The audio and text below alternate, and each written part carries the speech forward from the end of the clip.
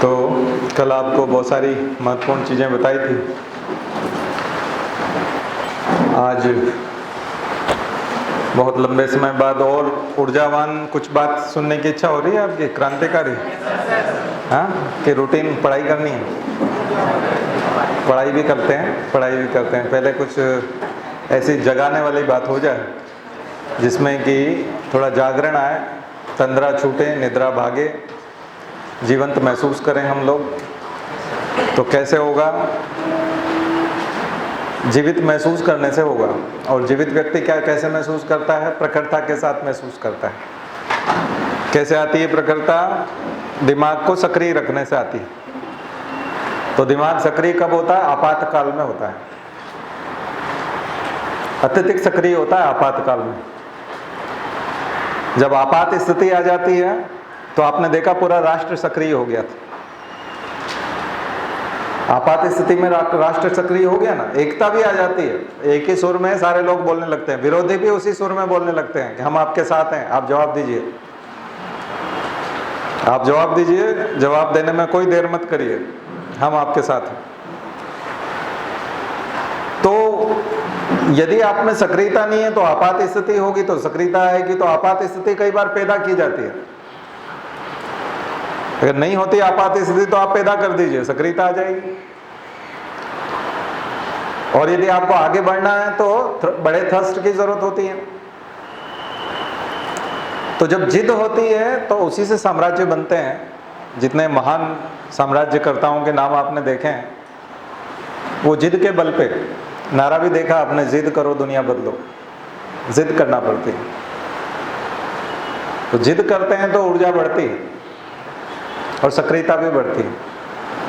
अब कश्मीर को 370 के माध्यम से शामिल करने की बात हो, चाहे किसी भी तरीके से बात, हमने इतिहास में कर दिखाया। ऐसा नहीं कि अलगाववाद की बातें कभी उठी नहीं है। हमने समझौते नहीं किए, हमने बातचीत नहीं की, हमने ताकत के बल पे भी अपने अधीन किया है। भारत साम्राज्यवादी देश नहीं है। लेकिन आपने देखा कि खालिस्तान की जब मांग उठी थी पंजाब में और आतंकवाद फैल रहा था, तो क्या हमने खालिस्तान दे दिया? ये वही देश था, पाकिस्तान वही देश था ना जिसने क्या किया था। 3-4 तरह की चीजें होती है। एक, कोई भी युवा आतंकवादी क्यों नहीं बन पाता? सामान्य युवा आतंकवादी क्यों नहीं बन पाता? इसलिए नहीं बन पाता क्योंकि उसके पास प्रॉपर ट्रेनिंग नहीं है, मिलिट्री वॉरफेयर्स नहीं है, मिलिट्री इक्विपमेंट नहीं है। क्योंकि जिन लोगों के साथ में फिर उसका संघर्ष होगा वो वेल इक्विप्ड होंगे। तो चाहिए AK-47, AK-56 जैसी राइफल और वो सब चीजें चाहिए ना। तो पाकिस्तान ये मुहैया कराता है। मैं राष्ट्रीय सक्रियता से फिर व्यक्तिगत सक्रियता तक आऊंगा, फिर सामाजिक सक्रियता भी रहेगी, लेकिन ऊपर से चल रहे हैं। तो इस राष्ट्र में आतंकवाद फैलाने के लिए हम लोग जिम्मेदार बता रहे हैं ना पाकिस्तान को। क्यों बता रहे हैं? ऐसे ही नहीं बता रहे। वो क्या मदद करता है? हथियार मुहैया कराता है। अगर आप इनोसेंट लोगों को हथियार दे दोगे, केवल हथियार देने से बात हो जाएगी? नहीं, चलाने की ट्रेनिंग देना पड़ती है। वो ट्रेनिंग देता है, ट्रेनिंग कैंप चलाता है। और जब चलाने की ट्रेनिंग मिल जाती है तो फिर ट्रेनिंग के बाद हमला करने के लिए एक अलग ऊर्जा की जरूरत पड़ती है। वो नकारात्मक ऊर्जा है, लेकिन उसमें भी ऊर्जा लगती है। उसमें चाहे अल्लाह हो अकबर का नारा लगाने के जाना हो, चाहे आपको धर्म के नाम पर, जिहाद के नाम पे उकसाया जाता हो, उकसाया जाता है।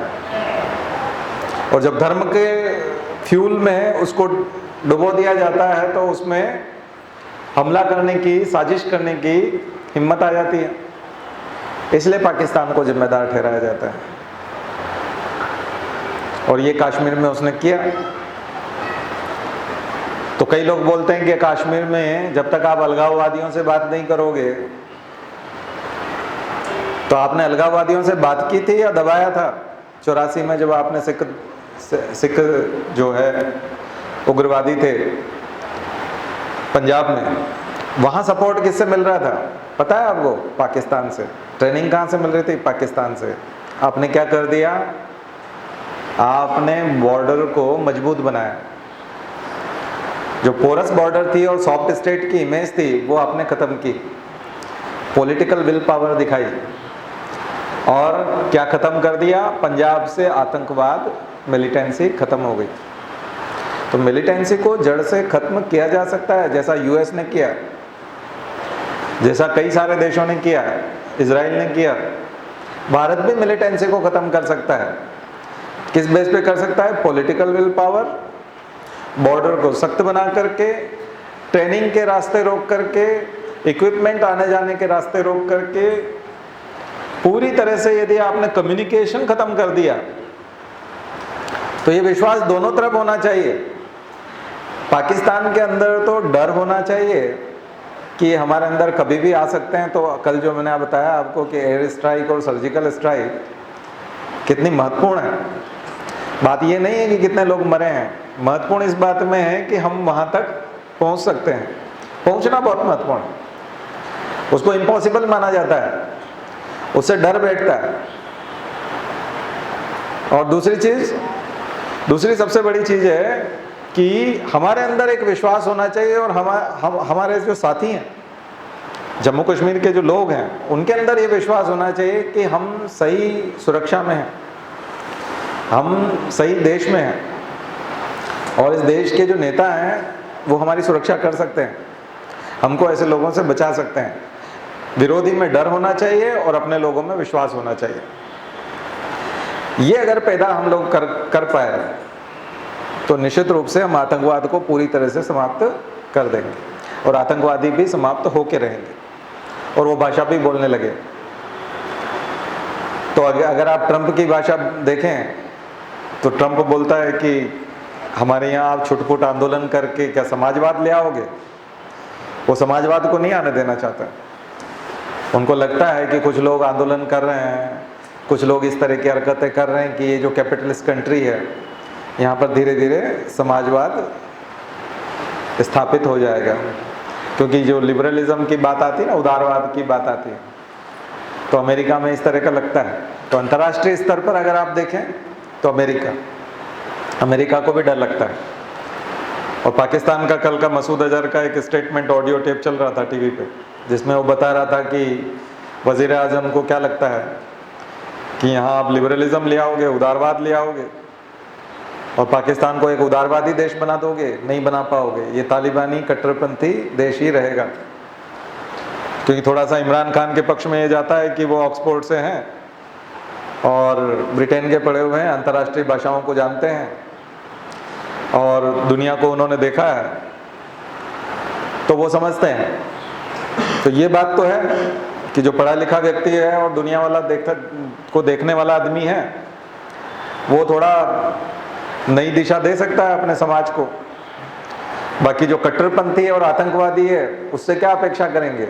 मान लीजिए इसकी जगह पर हाफिज सईद और मौलाना मसूद अजहर प्रधानमंत्री बन जाए पाकिस्तान के, तो उसके बाद क्या उम्मीद रखेंगे आप कि भविष्य में कोई बातचीत होगी या भविष्य में कोई और सुधार होंगे? निश्चित रूप से किसी समझदार आदमी से ही अपेक्षा की जाएगी फ्यूचर में। तो अंतर्राष्ट्रीय स्तर पर आप देखें तो ऊर्जाएं इस तरह से काम कर रही हैं कि लोग विरोध में लग जाते हैं। राष्ट्रीय स्तर पर मैंने आपको बताया कि हम जिद करके समस्याओं को समाप्त कर सकते हैं, और अंतर्राष्ट्रीय स्तर में जिद्दी लोगों से लोग परेशान हैं, ट्रंप भी परेशान है। आते हैं हम जल्दी मुद्दे की बात पे, खास करके ऊर्जा जो आएगी वो व्यक्तिगत वाले पे आएगी। तो सामाजिक स्तर पे बात करते हैं कि सामाजिक स्तर पे क्या सक्रियता होती है और सामाजिक स्तर पे हम कैसे बदलाव ला सकते हैं, समाज में हमारा क्या योगदान हो सकता है। तो यहाँ आपके लिए मैंने कहा कि आपातकाल आप महसूस करोगे तो आपातकाल है, अदरवाइज नहीं। किसी के घर में यदि हत्या हो जाए किसी आदमी की, तो एक तो सब लोगों को दुख से उबारने का एक रोल होता है, क्योंकि हत्या हो गई है, एक आदमी चला गया, तो भारी भरकम दुख आया है घर पे, तो सब जो लोग परिवार के नज़दीकी हैं उनको संभालना है, जो समझदार आदमी है उसकी जिम्मेदारी होती है कि वो सबको संभालता है। और दूसरा, उसका दिमाग एक और चलता है कि जो हत्यारे हैं वो पकड़ा है कि नहीं,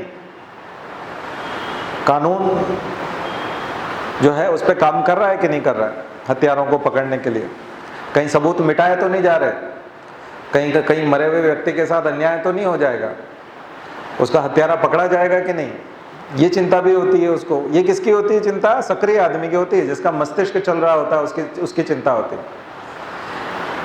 अब समाज में कई घटनाएं होती है ऐसी जो आपातकालीन घटनाएं होती है, लेकिन आपको अपनी क्यों नहीं लगती? क्योंकि आप में वो अपनापन नहीं है। अदरवाइज आप आपातकाल खुद क्रिएट कर सकते हैं। जैसे आपने बहुत सारे विज्ञापन देखे होंगे, उन विज्ञापनों में हमने निमंत्रित किया लोगों को, इनवाइट किया कि आपकी कोई समस्या हो तो हमको बताइए। आपके साथ कोई फ्रॉड हो रहा हो, आपको यदि कोई धोखा दे रहा हो, आपको कोई परेशान कर रहा हो, आपको अगर न्याय की आवश्यकता है और न्याय की सुनवाई नहीं हो रही है, आप अपनी शिकायत लेकर के कहीं गए और आपकी बात नहीं मानी जा रही है, तो जो ज्ञानवान व्यक्ति होता है, जिसके पास नॉलेज होता है, वो दूसरों की मदद कर सकता है और उस स्तर तक जाकर के उसके आपातकाल को अपना आपातकाल मान सकता है और सक्रिय हो सकता है। क्योंकि सक्रियता कहाँ मिलेगी? आपातकाल में मिलेगी। बिना मुसीबतें मोल लिए आप सक्रिय नहीं हो सकते। अगर आपने मुसीबत मोल ली है तभी आप कम नींद निकालोगे और ज़्यादा सक्रिय होगे, ज़्यादा काम करोगे, अदरवाइज कैसे करोगे? परीक्षा के दिन आते हैं तो मुसीबत आ ही जाती है। आपने देखा उस रात को हम सबसे ज़्यादा पढ़ते हैं जब सुबह पेपर होता है, या 1-2 दिन, परीक्षा के 2 दिन पहले सबसे ज़्यादा पढ़ाई क्यों होती है? क्योंकि मुसीबत सर पे होती है एकदम। तो वो अगर आप पढ़ाई की सक्रियता चाहते हैं तो निश्चित रूप से परीक्षा जैसा डर जो है अपने अंदर बिठाना होता है। तो जब तक आप कृत्रिम वातावरण पैदा करना नहीं जानते, जैसे मान लीजिए मानसून में ही कोई चीज़ उगती है तो फिर मानसून का इंतजार करना पड़ेगा। और यदि आप कृत्रिम क्लाउड जानते हैं और कृत्रिम वर्षा कराना जानते हैं, आर्टिफिशियल रेनफॉल आप कर सकते हैं, तो आपके लिए बहुत अच्छी चीज़ है कि आप वो माहौल पहले बना सकते हैं, कभी भी बना सकते हैं। तो ये हम आपको भटका नहीं रहे, बल्कि आपको सक्रिय बना रहे हैं। सक्रियता लाने के लिए अपना दिल जो है वो बड़ा करना पड़ता है, दायरा बड़ा करना पड़ता है, समाज को अपना परिवार मानना पड़ता है। और समाज में जहाँ कहीं के भी कुछ बुराई घट रही है, अगर वो आप सब जो यहाँ पढ़ रहे हैं, और ये हम अपनी सामाजिक जिम्मेदारी के तहत पढ़ा रहे हैं, हमको लगता है कि इतने सारे लोगों से बात करना, इन सबको जगाना, इन सबको ताकतवर बनाना, इन सबको शिक्षा देना, इन सबका रोजगार लगाना, इन लोगों को एम्पावर करना, और ये लोग समाज के दूसरे सदस्यों के काम आ सकें, इस लायक इनको बनाना, ये हमारी सामाजिक जिम्मेदारी है। अदरवाइज हमारे घर पे किसी ने फोर्स नहीं किया हमारे ऊपर, घर के किसी सदस्य ने नहीं कहा कि आपको एक काम ऐसा करना पड़ेगा, आपको कोई न कोई एक ऐसा काम करना पड़ेगा जो परोपकार का हो, और आपको गायत्री मंदिर जाना चाहिए और वहाँ पर जाकर के पढ़ाना चाहिए लोगों को। ये किसी ने नहीं बोला। न गायत्री परिवार के लोगों ने कहा कि आप आइए और ये काम तो आपको करना ही पड़ेगा क्योंकि आप कोचिंग चलाते हैं और आपको नॉलेज है। ये हमने कहा, परिवार के सदस्यों से हमने कहा कि हम वहाँ जाकर के पढ़ाएंगे। यहाँ के लोगों से हमने कहा कि हम आपके यहाँ पढ़ाना चाहते हैं और यहाँ एक क्लास चलाना चाहते हैं, और आप सब लोग उस माध्यम के जब प्रचार हुआ कि यहाँ इतने लोग पढ़ते हैं, आप सब लोग आ गए। तो ये इच्छा शक्ति कहाँ से जागृत हुई? ये हमारे अंदर से जागृत हुई, हमने पैदा की। अब कभी भी हमको कहीं से भी फ़ोन आता है, किसी रिश्तेदार का फ़ोन आता है, हरिद्वार से भी आ जाता है, कभी और कहीं कुछ आता है, तो हम क्या बोलते हैं? नहीं, गुरुवार शुक्रवार को नहीं आ सकते हैं। क्यों? गुरुवार शुक्रवार को आपकी कोई सरकारी नौकरी है, कोई मीटिंग है सरकारी? नहीं, गुरुवार शुक्रवार को शाम को हमारी क्लास होती है। तो क्लास होती है तो ये कोई आपातकाल है? ये आपात बैठक बुला ली हमने 6:30 से 8:30 की। गुरुवार शुक्रवार को क्यों बुला ली? क्या ज़रूरत थी? क्या घर वालों ने बोला था, फोर्स किया था? क्या इसलिए बुला ली कि कोई इसके बाद आजीविका नहीं चलेगी, आपका जीवन नहीं चलेगा? प्रेस्टीज पॉइंट बन गया था कोई, कि कोई बुरा कहेगा कि तुम क्यों नहीं चला रहे, सब तो चला रहे हैं। क्या सब चला रहे हैं? क्या कोई दूसरा व्यक्ति ऐसा कोई काम कर रहा है? नहीं, हिडन चार्जेस हैं, लोगों के हिडन चार्जेस होते हैं। जहाँ कहीं पे भी इस प्रकार की घटनाएं होती हैं या इस प्रकार के कार्यक्रम होते हैं, आप देखते हैं पीछे से कोई चार्ज निकल आता है, रजिस्ट्रेशन शुल्क निकल आता है, कुछ ना कुछ अंदरूनी चार्जेस होते हैं। या फिर क्या होते हैं, शर्तें लागू, क्या बोलते हैं, टर्म्स एंड कंडीशंस अप्लाई। यहाँ आप लोग आए, इतने सारे लोग बैठे हैं, किसी को कोई टर्म्स कंडीशन मिली? कुछ नहीं है। और कितने लंबे समय से हम लोग पढ़ रहे हैं, और बहुत सारा ऐसा अनमोल ज्ञान भी मुझे लगता है कि हम लोग यहाँ दे पा रहे हैं जो आपको मार्केट में नहीं मिल सकता, जो दूसरे शिक्षक हैं वो नहीं दे सकते, बाजारू कोचिंग कक्षाएं नहीं दे सकते, वो जागृति आपके मन में पैदा ही नहीं कर सकते हो। तो फिर ये क्यों किया जा रहा है? आपको लग रहा है ना कि हम क्यों कर रहे हैं? इससे ऊर्जा मिलती है, इससे सक्रियता मिलती है, इससे आप उर्वर बनते हैं, फर्टाइल बनते हैं और महत्वपूर्ण भी बनते हैं, अपने जीवन को महत्वपूर्ण भी मानते हैं। क्यों मानते हैं अपने जीवन को महत्वपूर्ण? मैंने आपको कहा था, परम पूज्य गुरुदेव ने एक कोटेशन दिया है, अपना मूल्य समझो और विश्वास करो कि तुम संसार के सबसे महत्वपूर्ण व्यक्ति हो। अगर अपने आप को बहुत महत्वपूर्ण मानेंगे तो क्या होगा? ये तो व्यक्तिगत स्तर की सक्रियता की बात आ गई। मैं अभी सामाजिक स्तर पे बात करना चाहता हूँ। सामाजिक स्तर पर जब आपातकाल नहीं आया, लेकिन आपने देखा कि करप्शन क्या कम हो रहा है? आपने करप्शन के बारे में सुना है कि नहीं? कि कई लोग इनोसेंट हैं, अभी जानते ही नहीं कि भ्रष्टाचार भी होता है। भ्रष्टाचार किस चीज़ का नाम है? आप चले जाइए यहाँ के सारे दफ्तरों में, सब तरफ भ्रष्टाचार व्याप्त है। इतने मंत्री भ्रष्टाचार में लिप्त हैं, पुरानी सरकार के भी सारे मंत्री भ्रष्टाचार में लिप्त थे और इस सरकार के भी सारे मंत्री भ्रष्टाचार में लिप्त हैं। चारों तरफ करप्शन है, भयंकर करप्शन है। आप में से कोई व्यक्ति क्या कर सकता है? उस करप्शन के माहौल में आप क्या कर सकते हैं? क्या आप दबाव बना सकते हैं? आप सारे लोग दबाव बना सकते हैं। ये क्या होगा? ये आपके लिए ऊर्जा का काम करेगा। क्या बन सकते हैं आप लोग? आप लोग आरटीआई एक्टिविस्ट बन सकते हैं। आरटीआई लगाने के लिए कोई विशेष योग्यता की जरूरत होती है या भारत का नागरिक होना जरूरी है? केवल भारत का नागरिक होना जरूरी है। उसके लिए ये जरूरी नहीं है कि आरटीआई के लिए ग्रेजुएट होना चाहिए, आरटीआई के लिए पीएससी किया हुआ होना चाहिए, किसी पोस्ट पे काम करने वाला आदमी होना चाहिए। आरटीआई कोई भी नागरिक लगा सकता है और किसी भी चीज़ के बारे में लगा सकता है। आपको लगता है इस ऑफिस में बहुत करप्शन होता है और आप करप्शन को रोकना चाहते हैं, आप आरटीआई लगा दीजिए। देखिए क्या होता है ना कि कोई जो व्यक्ति होते हैं उनकी उपस्थिति से ही बहुत कुछ फर्क पड़ जाता है। अगर किसी टोल नाके पे चोरी हो रही है या किसी स्थान पे खड़े होकर के पुलिस वाले कुछ वसूल कर रहे हैं, हर ट्रक वाले से 2000 रुपये वसूल कर रहे हैं और आरटीओ के विजिलेंस की गाड़ी का एक लोगो लगा करके आगे कुछ निशान लगा करके कि आरटीओ के विजिलेंस की गाड़ी है या बड़े साहब की गाड़ी है। आरटीओ तो ऑलरेडी चोर है इसलिए उसका तो छोड़िए, कोई दूसरा ढंग की एजेंसी हो जो भ्रष्टाचार पकड़ती हो, ऐसी एजेंसी की गाड़ी जो है उसको 3-4 चक्कर ऐसे ही घुमा दीजिए। जहां चोरी हो रही है वहां से, जहां करप्शन हो रहा है वहां से 4-5 बार ऐसे ही घुमा दीजिए। उस दिन भर ट्रक बिना पैसे दिए निकलेंगे, कोई गड़बड़ नहीं करेगा। क्यों? क्योंकि उपस्थित है।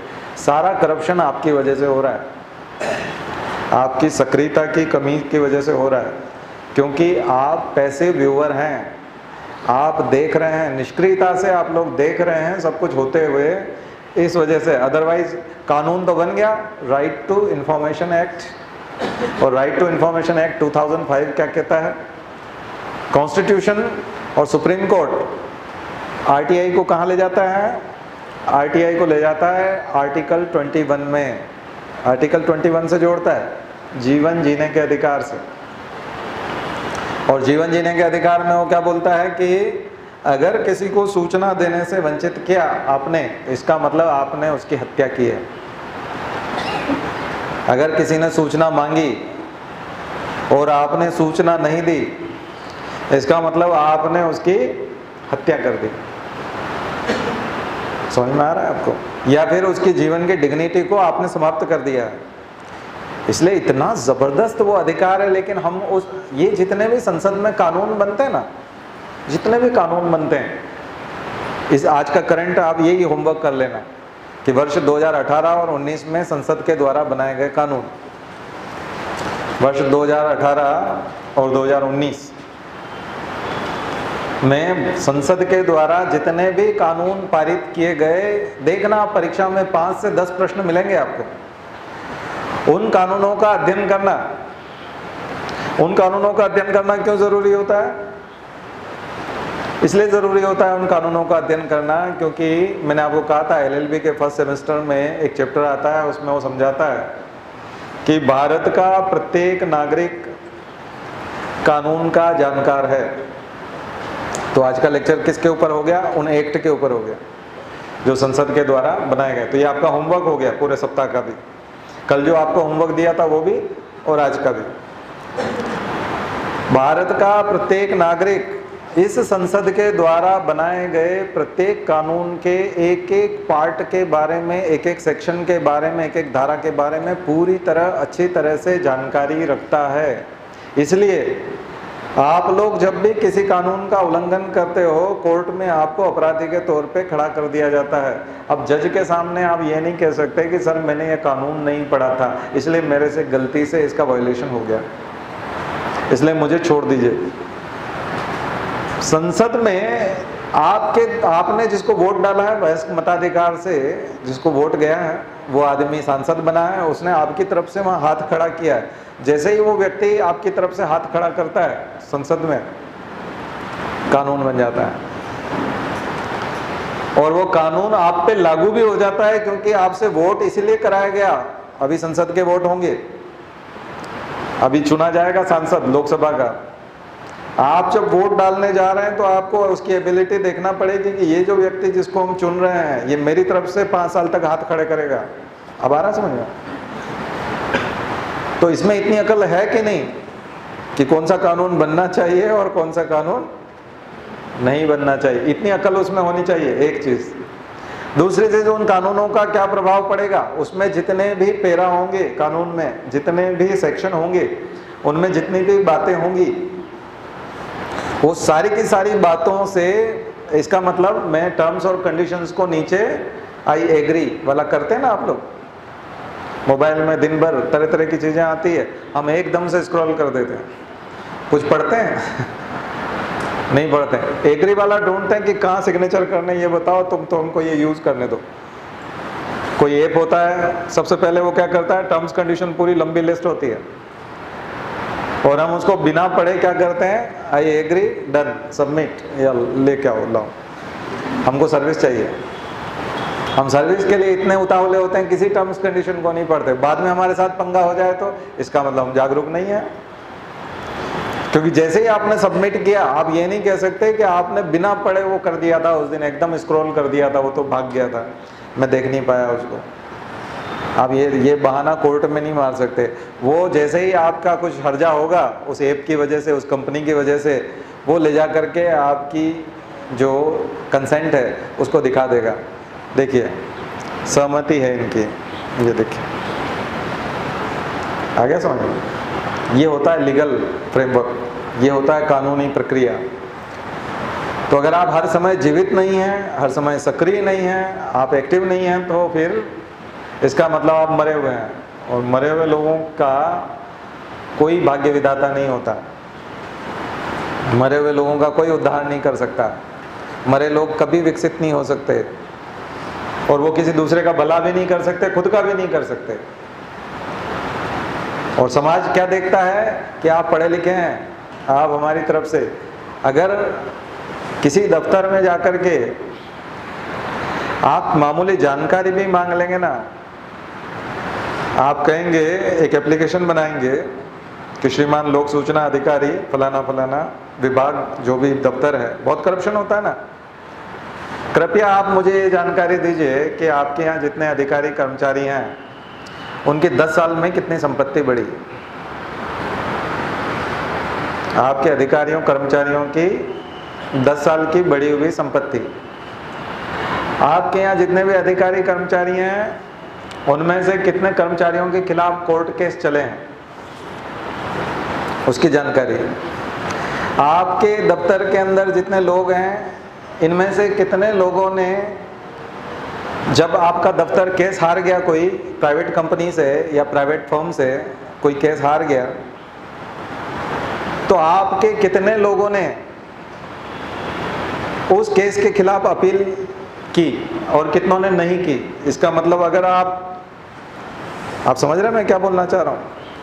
मान लीजिए आप सरकारी अधिकारी हैं, कर्मचारी हैं, ये भी एक करप्शन होता है कि लोअर कोर्ट में एक प्राइवेट व्यक्ति सरकार के खिलाफ जो मुकदमा है उसको सेट कर लेता है और एक अधिकारी को 5 लाख रुपए दे देता है कि आप यहाँ तो हमने जज साहब से सेट कर लिया है और अब ये फैसला हमारे फेवर में आएगा, और जब फेवर में आएगा तो आप अपील मत करना ऊपर, या फिर वो टाइम निकाल देना।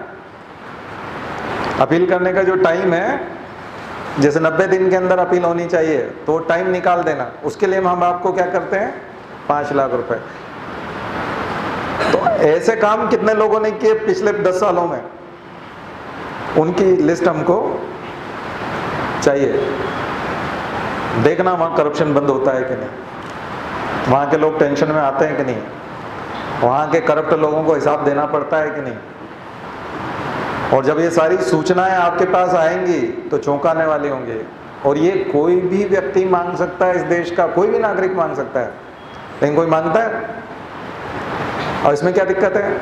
इसके लिए तो आपको मीडिया पर्सन होने की भी ज़रूरत नहीं है, कोई ग्रेजुएट होने की ज़रूरत नहीं है।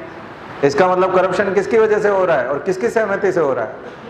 हमारी वजह से हो रहा है, हमारी निष्क्रियता की वजह से हो रहा है, हमारी सहमति की वजह। मूक सहमति है हमारी, साइलेंट कंसेंट है, हम बराबर भागीदार हैं। इसका मतलब जो सामाजिक आपातकाल है वो आया हुआ है कि नहीं? सोशल इमरजेंसी आई हुई है, करप्शन है ना हमारे यहाँ। इसलिए क्या होता है कि अनपढ़ मंत्री जो होता है वो घमंडी हो जाता है, वो आईएएस को बोलता है, आईपीएस को बोलता है कि तुम ये कर दो, वो कर दो, अरे तुम साइन करो, बकवास मत करो मुझसे। मंत्री जो अनपढ़ है ना, वो आईएएस आईपीएस को चलाता है, तुम मुझसे बकवास करोगे, मंत्री से बकवास करोगे, सिग्नेचर करो इस पे, ये कॉन्ट्रैक्ट इसी को जाएगा। क्यों हो पाता है ये? क्योंकि आपने सिस्टम को टाइट नहीं किया। आप क्या, वोट देने से जिम्मेदारी नहीं होती। इसका मतलब सामाजिक रूप से हम भयंकर निष्क्रिय हैं। देखिए, आप सबको हम पढ़ा के भी क्या करेंगे? अगर मान लिया जाए आप ऐसे ही बन गए, हमने आपको पॉइंट्स रटवा दिए और आप बन गए और आप जागरूक नहीं बन पाए, तो आप तो और जिम्मेदार अधिकारी बनने जा रहे हैं, प्रशासनिक अधिकारी बनने जा रहे हैं। मैं तो नागरिकों के लिए बात कर रहा हूँ कि नागरिकों को इतना जिम्मेदार होना चाहिए, तो प्रशासनिक अधिकारियों को तो ज़्यादा होना चाहिए ना फिर उनसे भी। इसलिए ये बात करना तो बहुत ज़रूरी है। अगर आप ये बातें नहीं जानते, फोर्थ पेपर तो यही है आपका पूरा जो मैं बता रहा हूँ, लेकिन ये वैसे भी ज़रूरी है। इससे आपके अंदर ऊर्जा आती है। कब आती है ऊर्जा? जब आप किसी एक सिस्टम का करप्शन बंद कर देते हैं तो आप ऊर्जावान हो जाते हैं। आप किसी आदमी का, कोई नेता है और वो करप्ट था और 2 कोठी के बजाय उसने 4 कोठी और बनने वाली है उसकी, एक फार्म हाउस बनने वाला है, उस फार्म हाउस पे सारे कुकम चलते हैं उसके, और एक नया फार्म हाउस और खड़ा हो रहा है उसका, उसको आप बनने से रोक देते हैं। ये समाज की बहुत बड़ी सेवा है। हमारा समाज सेवा करने का तरीका थोड़ा दूसरा है ना? आपको लोगों को लगता है कि हम वहाँ कोचिंग क्लास चलाते हैं और गुरुवार शुक्रवार को यहाँ शाम को पढ़ाने के लिए आ जाते हैं।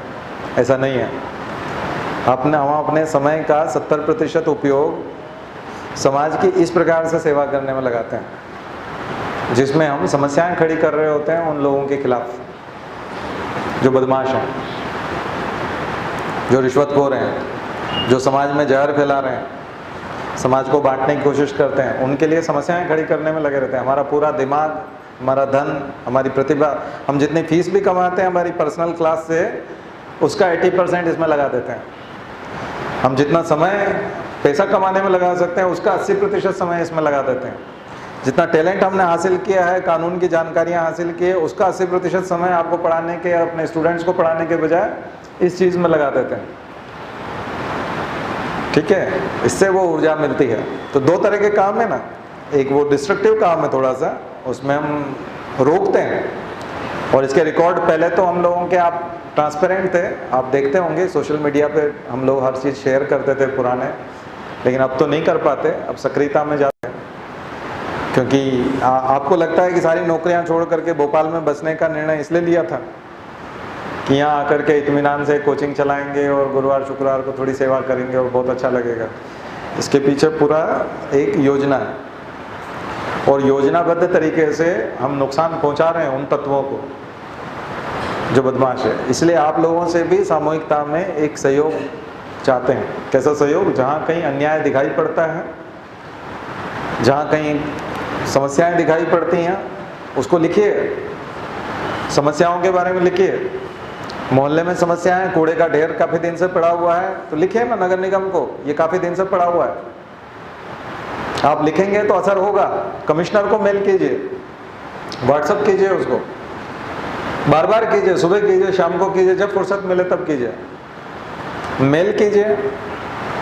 आपको लगता है किसी के साथ न्याय नहीं हो पा रहा है तो उसको कीजिए।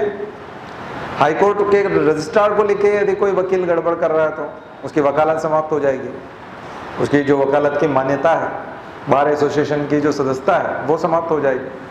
आपको लगता है कि डॉक्टर समय पे काम नहीं कर रहा है, कितने ही लोग हमको शिकायत करते हैं कि हम हॉस्पिटल में गए थे, वो समय पे था नहीं, हमारे एक रिश्तेदार की मौत हो जाती, ये हो जाता, वो हो जाता। अरे तो फिर तुम कैसे स्टूडेंट हो भाई हमारे?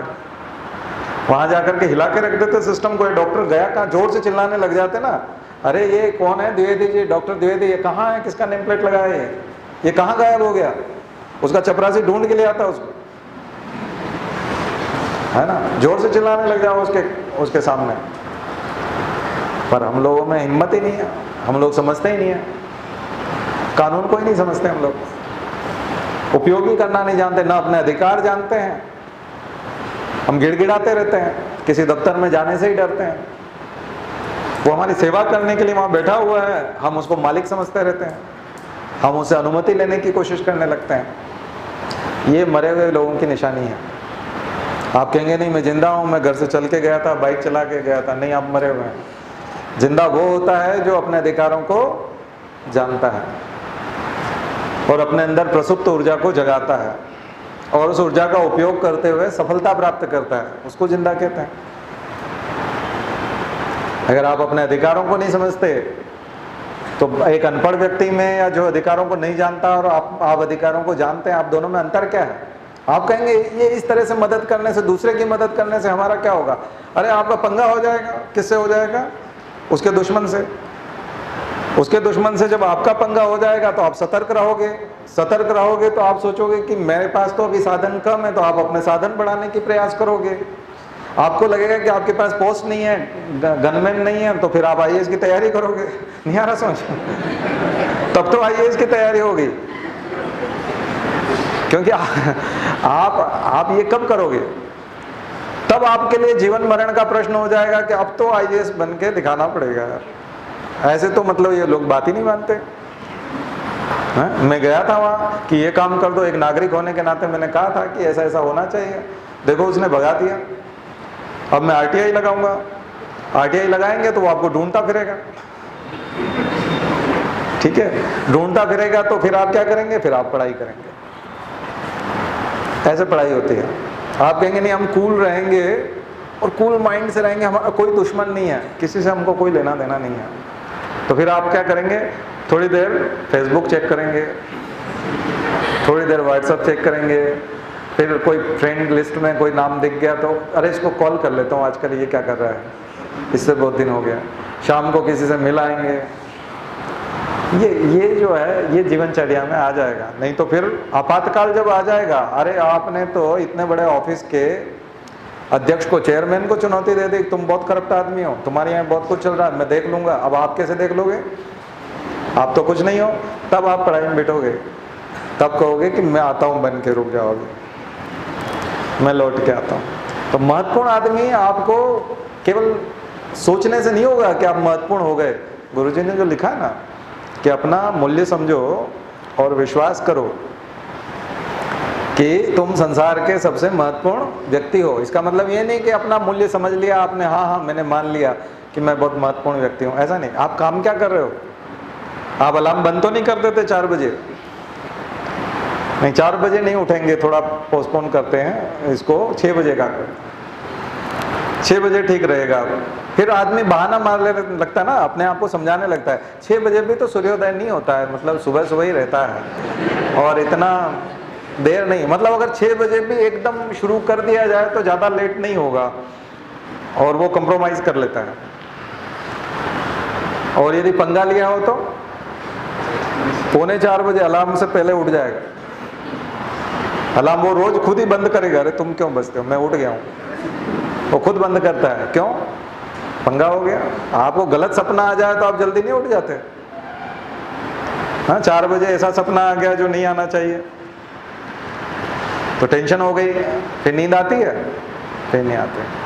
फिर आप नहा धो लेते हैं, बहुत एक्टिव हो जाते हैं और अपने आप को सिद्ध करने की कोशिश करते हैं कि आप काबिल हैं, मुकाबले के काबिल हैं। तो ये आपातकाल में होता है, तो कृत्रिम आपातकाल बनाना पड़ेगा आपको। और कृत्रिम आपातकाल नहीं बनाएंगे तो फिर महत्वपूर्ण व्यक्ति नहीं बन सकते, और महत्वपूर्ण व्यक्ति नहीं बन सकते तो फिर आप महत्वपूर्ण परीक्षाओं में सफल भी नहीं होंगे। जीवन मरण का प्रश्न बनाना पड़ता है। तो गुरुजी ने, हमारे तो गुरु भी ऐसे ही थे ना, पंगे वाले, यही बोलते थे कि मुसीबतें नहीं है आपकी ज़िंदगी में, मोल लीजिए, बुलाइए, इनवाइट कीजिए मुसीबतों को और फिर उनसे लड़िए, यही ज़िंदगी है। इसलिए हम गाना गाते हैं ना, संग्राम ज़िंदगी है, लड़ना उसे पड़ेगा। आप कहोगे कहाँ संग्राम है, हमारे पापा की सैलरी इतनी है, संग्राम वंग्राम जैसा कुछ नहीं है हमारा, ये आपके होगा संग्राम। हमारा तो बहुत कूल लाइफ है, कार आती है वो हमको छोड़ जाती है, घर पे जाते हैं खाना मिल जाता है, तो इसका मतलब आप मरे हुए हैं, आप निष्क्रिय हैं, आप कुछ करना नहीं चाहते, आप दूसरों की तकलीफ को अपनी तकलीफ नहीं बनाना चाहते, दूसरों के दर्द को समझने का मादा आप में नहीं है। तकलीफें बहुत है, जब तक सब तरफ खुशहाली नहीं छा जाती, जब तक प्रत्येक नागरिक भारत का खुशहाली नहीं हो जाता, जब तक धरती पर रहने वाले सारे लोगों को अन्न की सुविधा नहीं हो जाती, तब तक आपातकाल है। और वो आपातकाल को आप महसूस नहीं कर सकते, इसका मतलब आप में इंसानियत नहीं है, आप इंसान नहीं हैं। इंसान होने की जो बेसिक शर्त है वो यही है कि हर व्यक्ति को मानवाधिकार मिले, हर व्यक्ति को भोजन मिले, हर व्यक्ति को सुरक्षा मिले, हर व्यक्ति को शिक्षा मिले, वो जीवन के अपने आनंद को जी सके और सम्मानपूर्वक जीवन जी सके। इसके लिए राइट टू फूड आता है, राइट टू एजुकेशन आता है। इसलिए अब कभी भी आप समितियों और कमीशंस के रिकमेंडेशंस को पढ़ें, ARC को पढ़ें, एडमिनिस्ट्रेटिव रिफॉर्म कमीशन को पढ़ें, तो उनकी रिकमेंडेशंस को पढ़ें तो आप ध्यान से पढ़ना, उसमें बहुत शानदार बातें, खूबसूरत बातें लिखी गई है। किसके लिए लिखी गई? इंसानियत को बचाने के लिए लिखी गई है। तभी तो मोदी जी जब कहते हैं कि मिनिमम गवर्नमेंट मैक्सिमम गवर्नेंस, बोलते हैं ना कि हम जनता के लिए क्या करना चाहते हैं, सिटीजन सेंट्रिक एडमिनिस्ट्रेशन लाना चाहते हैं, नागरिक केंद्रित प्रशासन लाना चाहते हैं। हम चाहते हैं कि नागरिकों को केंद्र में रख करके एडमिनिस्ट्रेशन आए और गवर्नमेंट बहुत से कम हो, कम से कम सरकार हो, ज़्यादा से ज़्यादा क्या हो, सेवा हो, गवर्नेंस हो, शासन कम से कम रहे, सेवाएं ज़्यादा से ज़्यादा हम कर सकें जनता की, ये बात वो कहते हैं। तो इसके केंद्र में क्या चीज़ है? इसके केंद्र में भी तो वही चीज़ है कि हम नागरिक की तकलीफों को समझेंगे, मनुष्यों की समस्याओं को समझेंगे और फिर उनको दूर करने का प्रयास करेंगे। बात समझ में आएगी नहीं आएगी? तो फिर आप एक्टिव होंगे और जीवंतता महसूस होगी, सक्रियता महसूस होगी। तो जीवन को सक्रिय और जीवंत बनाए रखने के लिए क्या करना पड़ेगा? आपको अध्ययन को यूज भी करना आना चाहिए। आपने पढ़ लिया ना राइट टू इन्फॉर्मेशन, एक नोट्स भी बना लिया 1 पेज का, लेकिन आपने कभी कोई एप्लीकेशन लिखी किसी ऑफिस में जाकर के व्यवस्था को सुधारने के लिए? कोई बहुत ज़्यादा करप्ट व्यक्ति है तो उसके नाम से उसके रिकॉर्ड को मांग लीजिए कि ये जो महोदय आपके यहाँ ऑफिस में बैठते हैं, आगे वाली सीट पे, आगे एक टेबल है आपके ऑफिस में, उसका नाम भी लिखा रहता है, ज़रा इनकी इनकम का और इनकी परिवार की संपत्ति और उसका ब्यौरा हमको चाहिए कि कितना कमाते हैं और परिवार में इन्होंने क्या क्या बना लिया। अब मांग लीजिए, वो आपको जो एड्रेस और आप लिखेंगे ना मोबाइल नंबर, उस पर रिक्वेस्ट करने के लिए आ जाएगा। आपका क्या काम है, हम सबसे पहले कर देंगे, आप क्यों ये सब परेशानी कर रहे हैं। वो आपको बिल्कुल भी घास नहीं डाल रहा था। देखिए काम कैसे होते हैं। ये ब्लैकमेलिंग नहीं है, ये अधिकार है। और ये अधिकार किस नाते है? देखिए 2 तरह के यूज हो रहे हैं उसके, RTI के। आरटीआई को हथियार बना के कुछ लोग ब्लैकमेलिंग भी कर रहे हैं, कुछ बदमाश छद्म आवरण में आ गए, इसलिए आरटीआई का मिसयूज भी हो रहा है। क्योंकि जो ज़्यादा होशियार है, वकालत जिसकी चली नहीं और जिसको समझ में आ गया, तो थोड़ा सा उसने क्या किया कि जो लूप होल्स थे और जहाँ जहाँ कमियाँ थी, उन कमियों को देख करके उनके घर पहुँचना शुरू कर दिया उसने कि आपके बारे में हमने जानकारी ले ली है, या आपके बारे में हम जानते हैं, आरटीआई में मांग के आपको परेशान कर देंगे या आपको सस्पेंड करवा देंगे, इतना पैसा दे दीजिए, ये भी करते हैं। लेकिन आपको हम समाज में शोधन करने के लिए बात करने की बात कर रहे हैं, पैसा कमाने के लिए नहीं कर रहे। आरटीआई बदनाम भी हो चुका है, लेकिन ये अधिकार है। आप राइट टू फूड के लिए लड़ सकते हैं, लोगों को अगर भोजन नहीं मिल रहा है तो राइट टू एजुकेशन के लिए लड़ सकते हैं। इसके लिए क्या अलग से समय निकालना पड़ेगा? अलग से समय निकालने की ज़रूरत नहीं है। आप जिस चीज़ को पढ़ें उसका एक एप्लीकेशन डाल दें, उसका मेल डालते हैं, मेल डालते चलें। पब्लिक ग्रीवांस पोर्टल के बारे में मैंने आपको बताया था, बहुत इंपॉर्टेंट चीज़ है। जो लोग अभी डरते हैं वो एनोनिमस डाल करके जादू देखें, ठीक है? क्या करें? एनोनिमस आप डाल दीजिए, तब भी काम हो जाएंगे, काफ़ी हद तक काम हो जाते हैं। अगर कोई पुलिस वाला मिला हुआ है और बदमाश आदमी के साथ मिलकर के वो गड़बड़ कर रहा है कहीं, और आपने अज्ञात के नाम से भी डाल दिया, तो उसका बॉस उसको कहेगा तुम्हारे खिलाफ शिकायत आई है, अभी तो एक अज्ञात आदमी के पास से आई है, लेकिन लोगों को पता लग चुका है तुम करते क्या हो, और लोगों ने बोलना भी शुरू कर दिया, तुम चुपी हो जाओ, भलाई है तुम्हारी। तो समस्या तो उससे भी सॉल्व हो जाती है। डर लगता है आपको अभी, वैसे डरना नहीं चाहिए। सिविल सर्विसेज में जा रहे हो तो जिस फील्ड में आप जा रहे हो तो उसके लायक आप हो नहीं, फिर अगर आप डरते हो तो वहाँ तो प्रत्यक्ष पंगा होगा। जज वाली नौकरी में आपने देखा क्या होता है, सामने वाले को मृत्युदंड देता है ना। अब मृत्युदंड देता है तो उसका बच्चा जो होगा वो तो जज के घर जाकर के उसकी हत्या भी कर सकता है ना, नहीं कर सकता है। आप कलेक्टर होने के नाते मान लीजिए किसी ने किसी का खेत हड़प लिया, हड़पता कौन है? बदमाश आदमी। बदमाश आदमी ने एक खेत हड़प लिया, 20 एकड़ खेत था, और उस खेत को वो 20 साल तक 25 साल तक जोतता रहा और उसमें फसल कमाता रहा। अब उसका बच्चा जो पहले 1 साल का था उस समय जब खेत हड़पा था, अब वो हो गया 22-23 साल का। उसको लगता है कि हमारा खेत है, हम रोज उस खेत पे जाते थे और हमारे पिताजी उस पर खेती करते थे, और इस बदमाश आदमी ने, और ये जो अधिकारी है, ये जो कलेक्टर दिखाई दे रहा है, या एसडीएम या तहसीलदार, इसने आज ऑर्डर पास किया है कि ये खेत इसको दे दिया जाए। मतलब ये खेत हमारा नहीं है क्या? तो उसका खून खोल जाए तो तहसीलदार के घर जाके पिटाई कर देगा, नहीं आ रहा समझ। तो आप जिन पोस्ट पे जा रहे हैं वो तो वैसे भी पंगे वाली है। देखो, तैयारी करने से पहले सोच लो, पिटाई हो सकती है, क्योंकि आप समझ रहे हैं कि आप कोई टीचर की तैयारी नहीं कर रहे हैं। टीचर में भी हो जाती है आजकल, ठीक है? पेरेंट्स आके पीट देते हैं, हमारे लड़के को ये बोला तो क्यों बोला, तुम्हारी हिम्मत कैसे हुई इसको डांटने की। पेरेंट्स भी पिटाई कर देते हैं, कई बार बच्चे ही कर देते है ना। हमारे यहाँ तो कॉलेज में थे, हम एबीवीपी वाले पीटते ही रहते थे, प्रिंसिपल को भी पीट जाते थे, ठीक है? बहुत आम बात है। तो नौकरी करने की तैयारी कर रहे हो तो पहले से थोड़ा सा समझो कि जिन नौकरियों में आप जाने वाले हो वो कोई मासूम नौकरियां नहीं है, जिनमें आपको लगता है कि आप 10 बजे एकदम अच्छे कपड़े पहन करके ऑफिस चले जाएंगे और वहाँ दिन भर बैठे रहेंगे, बाहर गाड़ी खड़ी रहेगी, इंतजार करती रहेगी कि आप कब आएंगे, ठीक है? और अच्छी सी गादी वाली कुर्सी रहेगी, टेबल रहेगी, और दिन भर चपरासी रहेंगे, उनको हम ऑर्डर करते रहेंगे, चलो तुम चाय लेके आओ, चलो तुम नाश्ता लाओ, है ना।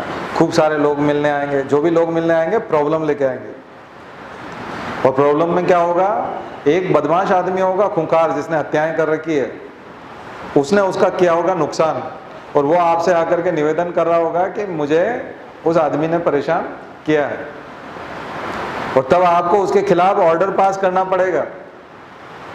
और तब हो सकता है कि आपके पास उसका कॉल भी आ जाए और ट्रू कॉलर पे उसकी फोटो भी, ठीक है? उसके बावजूद आपको अपने संकल्प पे अडिग रहना पड़ता है।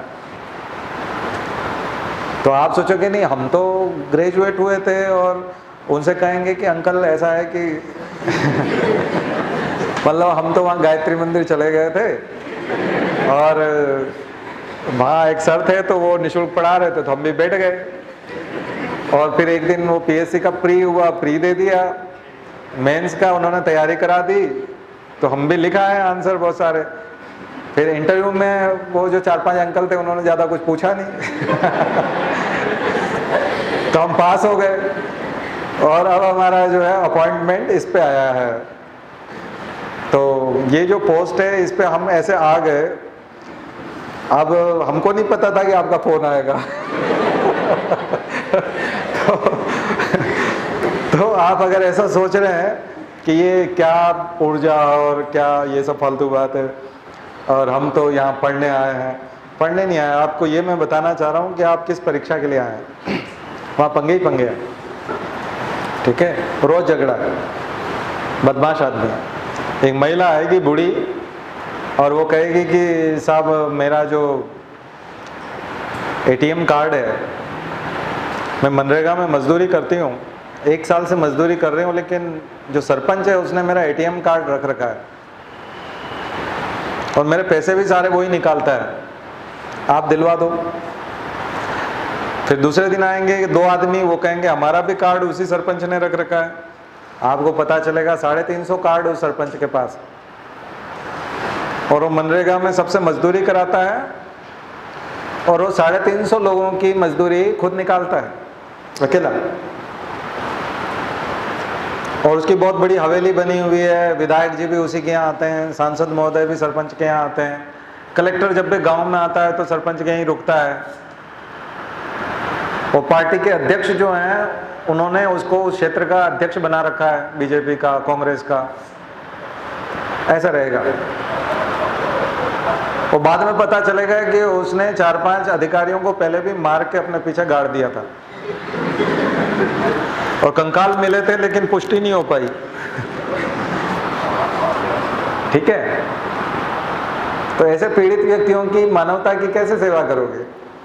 ये तो इंटरव्यू में भी नहीं पूछेंगे आपसे कि ऐसा कभी, क्योंकि वो भी जानते हैं कि आदमी झुक जाएगा, कॉम्प्रोमाइज करेगा।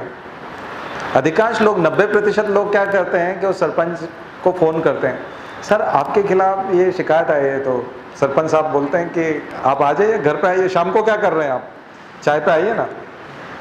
तो 90% लोग चाय पे चले जाते हैं, और चाय पे जब जाते हैं तो आते समय एक लिफाफा होता है उनके हाथ में, 8,000 10,000 जो भी। अब कुत्ते को क्या मिल सकता है? एक छोटा टुकड़ा ही मिलता है ना। डॉग को हम कितनी रोटी देते हैं? जब 4 रोटी हम खाते हैं तो एक छोटा सा टुकड़ा डालते हैं। हम 4 खाते हैं तो उसको 4 देते हैं क्या? नहीं, एक छोटा सा टुकड़ा डालते हैं। रिश्वत में हमेशा छोटा टुकड़ा मिलता है, ध्यान रखिए।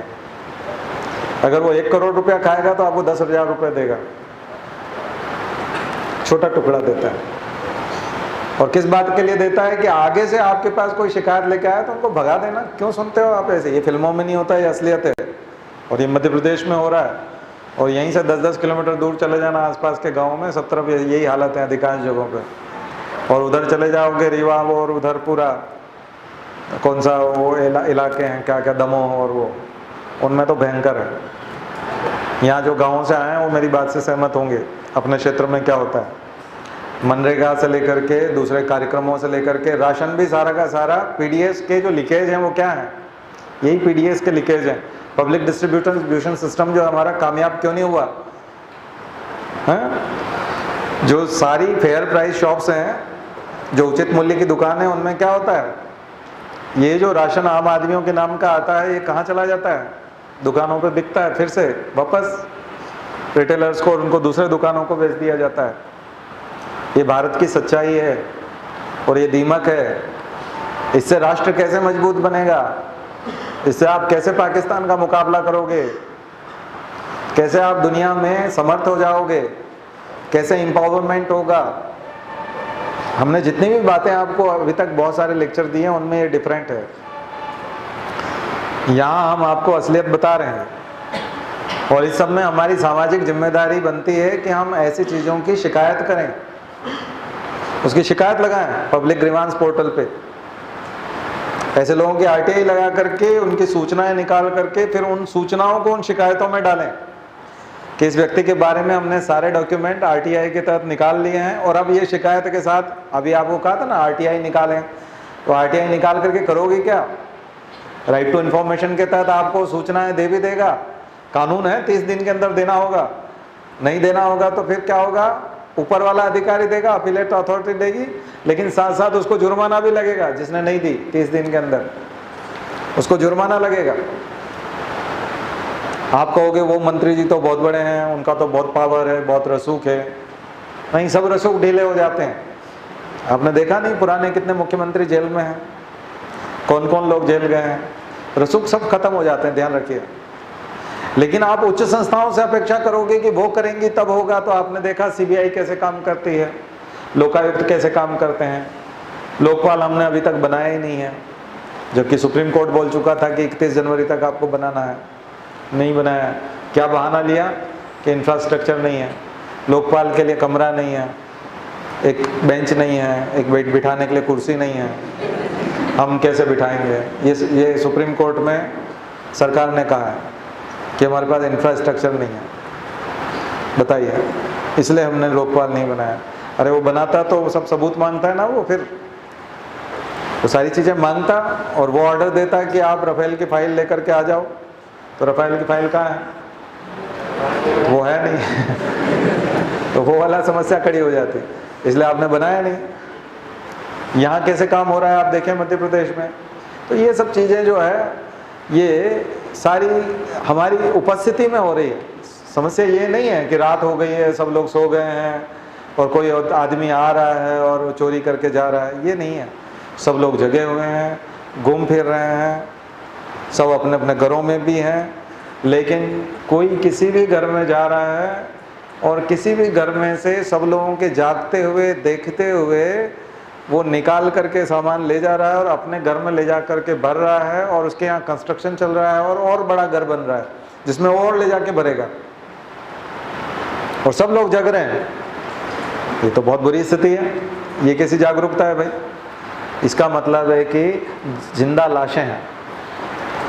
ये जो करप्शन हो रहा है ये इसी तरह की घटना है, जिसमें आपकी आंखों के सामने हो रहा है, आपके जागते हुए हो रहा है, और वो लोग पावरफुल भी हैं, और हमारे घर के लोग जो जगे हुए हैं, हम लोग, हमारे घर के लोग भी उनके चरण स्पर्श करते हैं। और आश्चर्य मत करना, ऐसे भ्रष्ट लोग, बदमाश लोग आपके पिताजी आपके रिसेप्शन में भी बुला लेंगे शादी के, और आपको कहेंगे बेटा इतना बड़ा आदमी आया, इनके पैर छू।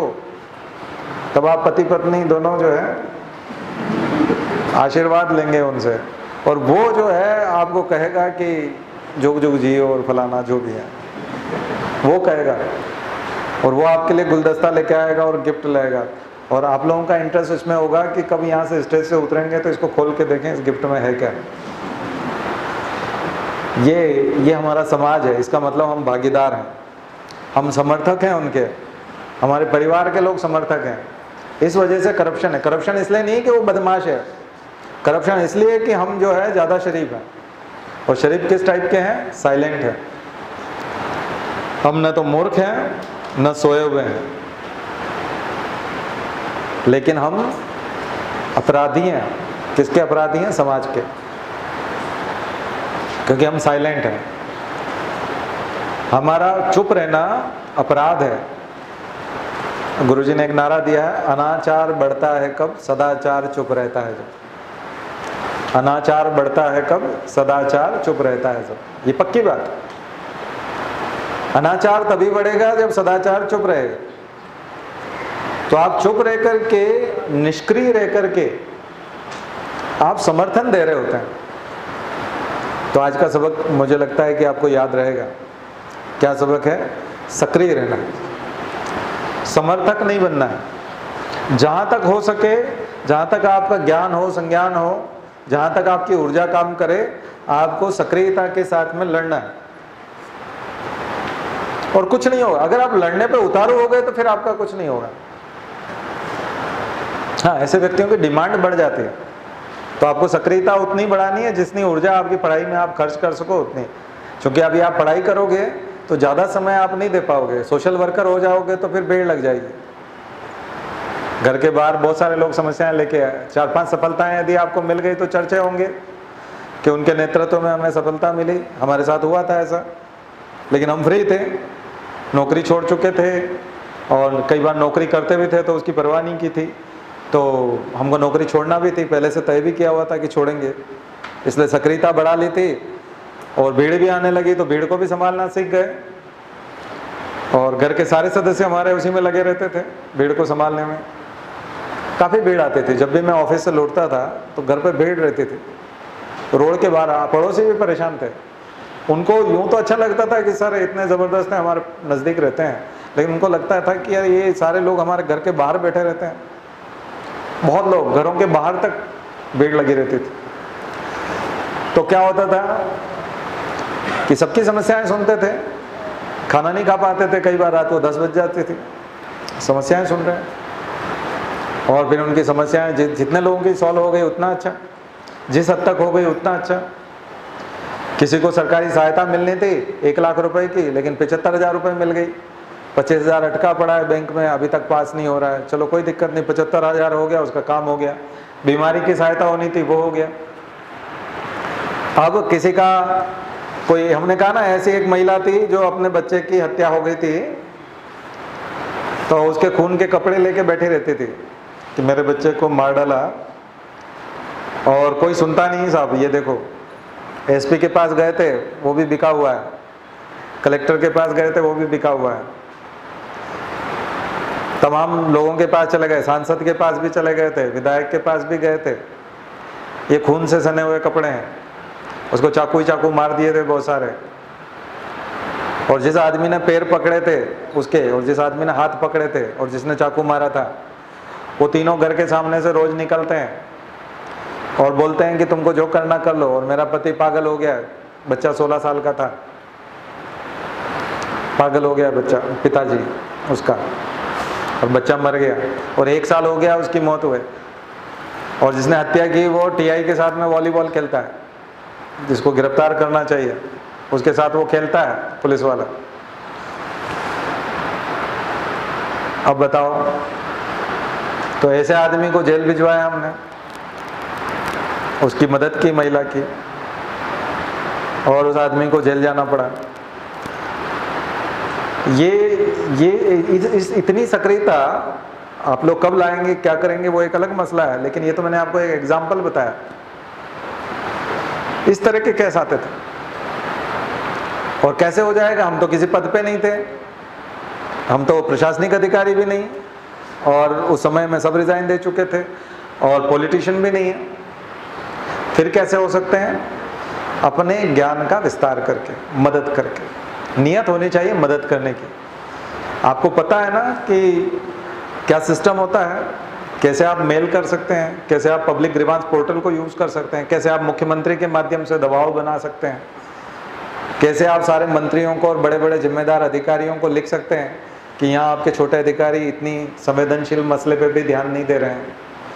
हत्यारा खुलेआम घूम रहा है, उसको फरार घोषित किया गया है, जबकि वो रोज शाम को वॉलीबॉल खेलता है टीआई के साथ में। आप समझ रहे हैं ना? ये चीज़ें कई बार ऐसे ऐसे लोगों के खिलाफ शिकायतें मिली कि साहब उन्होंने 20 हत्याएं कर रखी है। ऐसे ऐसे लोगों के खिलाफ शिकायतें मिली कि 3 हत्याएं करके वो आदमी अभी जेल से बाहर छूट के आया हुआ है और वो परेशान कर रहा है। तो फिर हमको भी डर जाना चाहिए था। कुछ नहीं होता है, ध्यान रखिए, बदमाश आदमी में कोई दम नहीं होता। कमजोरी के कारण, अज्ञान के कारण वो आपका दुरुपयोग करता है, आपको मारता है। हत्याएं भी कमजोर की होती है, ध्यान रखिए। समर्थ व्यक्ति की हत्याएं भी नहीं होती। जो ज्ञान से लबालब है उसकी हत्या भी नहीं होती, हत्या करने में भी दिक्कत आती है उसको धमकी भी नहीं मिलती। मैंने बताया ना, हमने 22,000 दुश्मन बनाए, और वो दुश्मन हमारे व्यक्तिगत नहीं थे। 22,000 दुश्मन 22,000 लोगों की मदद करने की वजह से बने थे। और आज तक एक सिंगल कॉल नहीं है हमारे फोन में, एक सिंगल कॉल कि तुमने ये कैसे कर दिया। एक सिंगल कॉल करने की हिम्मत नहीं हुई किसी की, कभी नहीं होगी।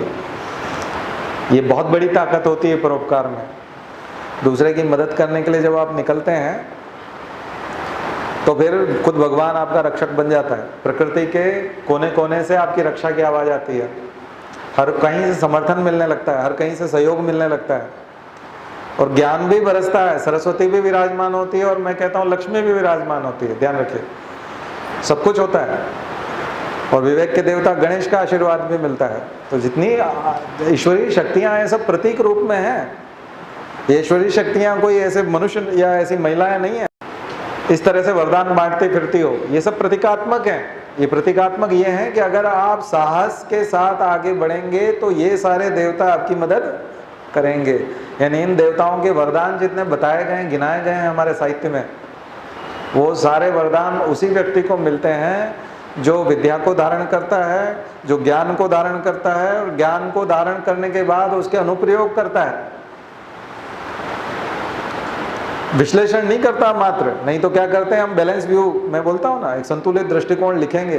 देखिए लिखने, आज का लेक्चर मैंने लिखने के लिए नहीं बोला है, लिखेंगे तो बहुत अच्छे मार्क्स आएंगे 4th पेपर में, वो तो है ही ऑब्वियसली, क्योंकि इसमें इम्पैथी सिंपैथी से लेकर इमोशनल इंटेलिजेंस और जितने भी टॉपिक हैं सब कवर हो गए, तो वो तो मार्क्स तो अच्छे आने ही हैं, उसमें कोई डाउट नहीं है। लेकिन ये ज़िंदगी में अपनाने के लिए आपको बताया गया है कि अगर आप अपनाएंगे तो ज़बरदस्त व्यक्तित्व बनेंगे।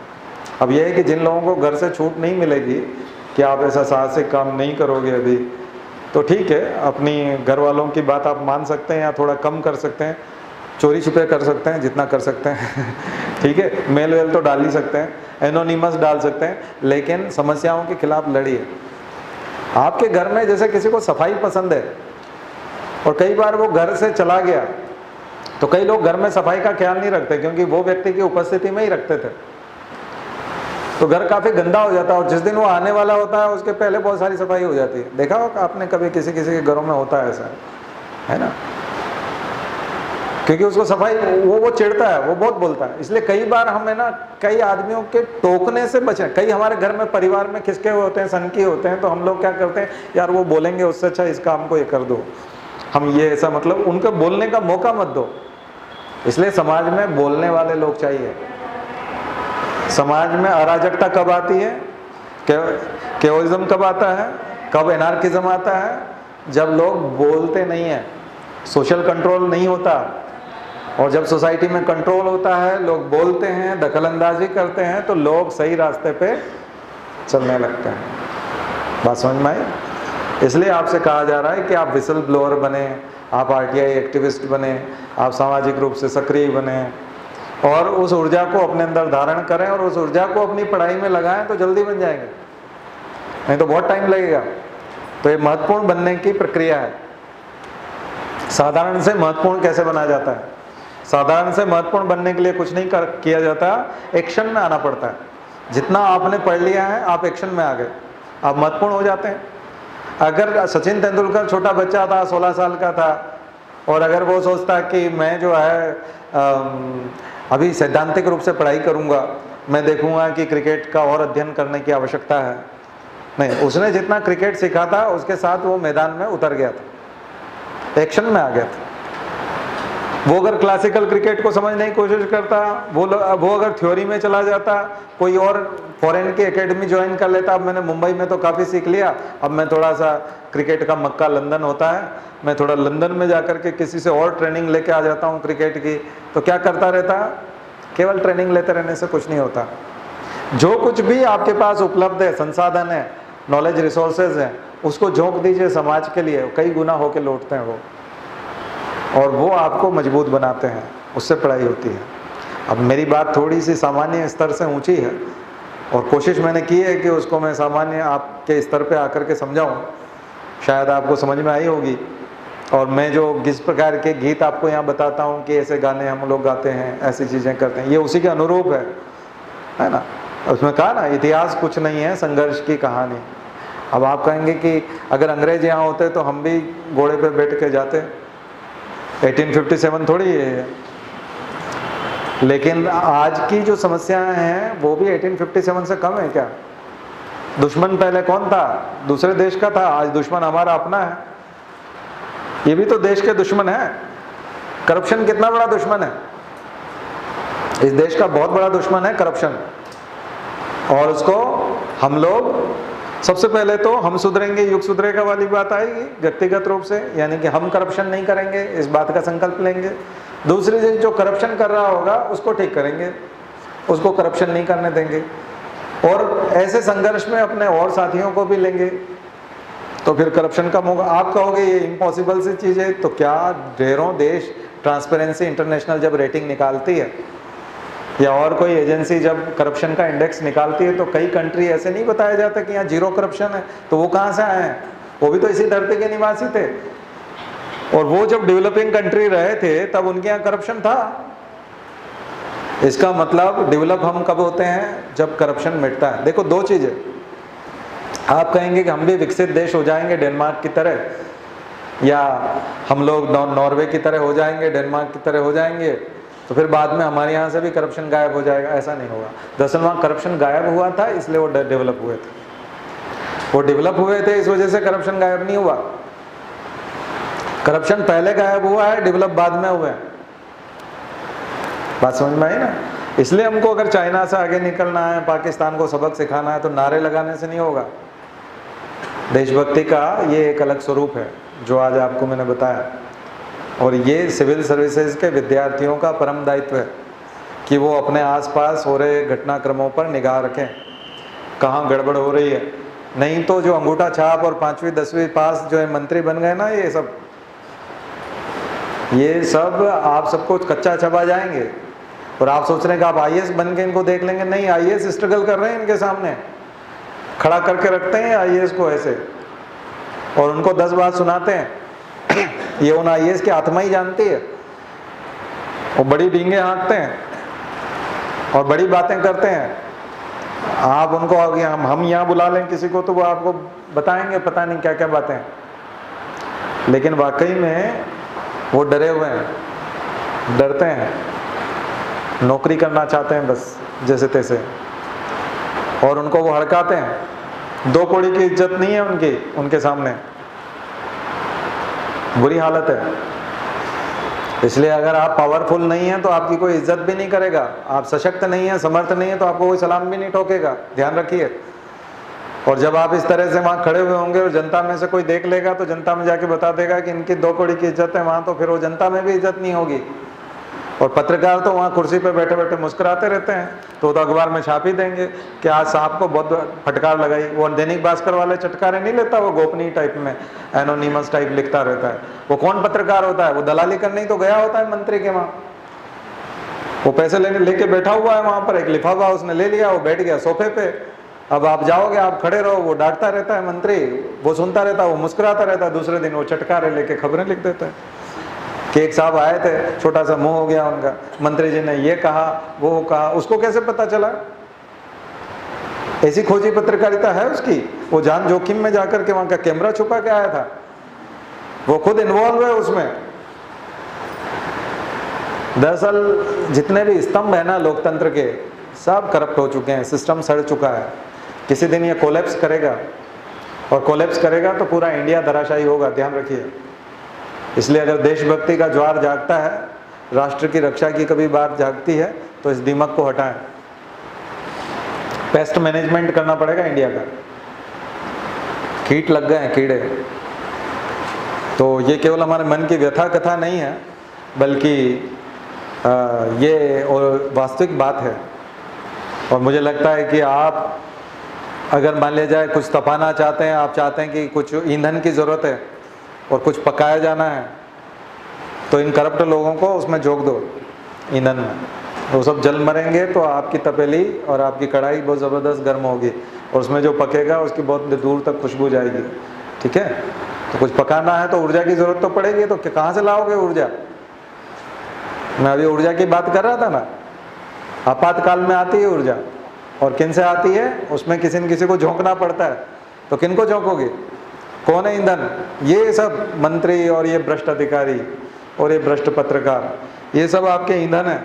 इनको झोंक सकते हैं आप। और सरकार ने आपको ताकतवर बना चुकी है, पार्लियामेंट आपको ताकतवर बना चुकी है। अब वो अनजाने में, उनको भी नहीं पता कि वो क्या पास कर रहे हैं। ठीक है? लेकिन वो खतरनाक कानून पास कर चुके हैं। कुछ ब्यूरोक्रेट्स हैं, होशियार हैं।